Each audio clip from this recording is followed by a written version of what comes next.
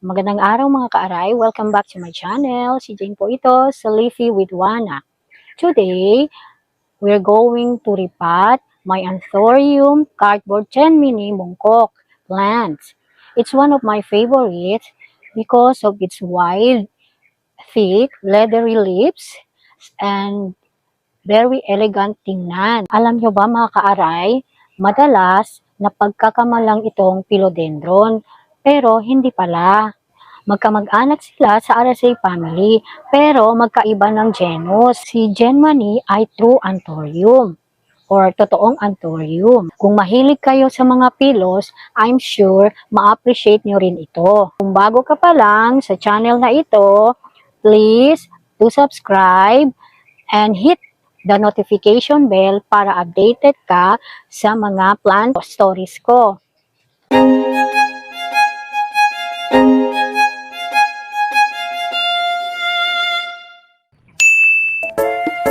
Bago mag-repot, tingnan muna kung lumalabas na ang root sa ilalim ng pot. Pag masikip na, time to repot para makapahinga at lumaki ng healthy.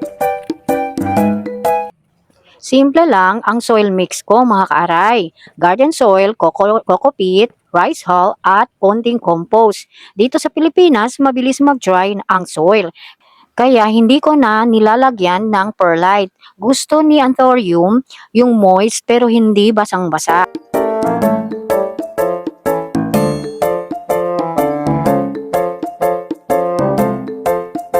Tanggalin muna siya sa old pot ng dahan-dahan. Ilagay sa bagong pot na medyo malaki sa old pot. Tapos, dagdagan ng fresh soil mix. Make sure stable siya sa middle at pantay ang surface.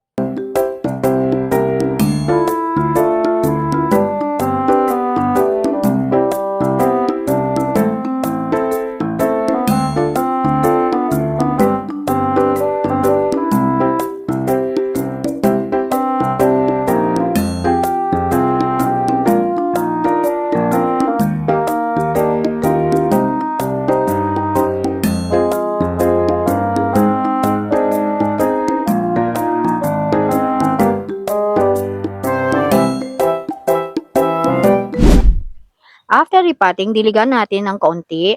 Enough lang para mag-settle ang soil. Iligay ko siya sa shaded area kasi ayaw niya ng direct sunlight.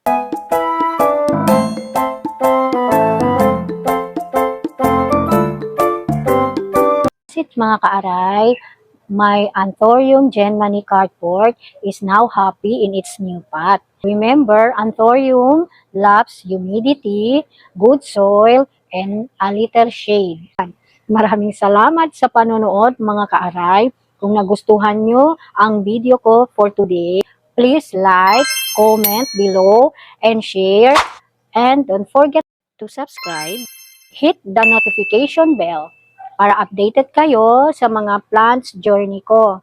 Sabay tayong lumago, isang dahon sa bawat hakbang.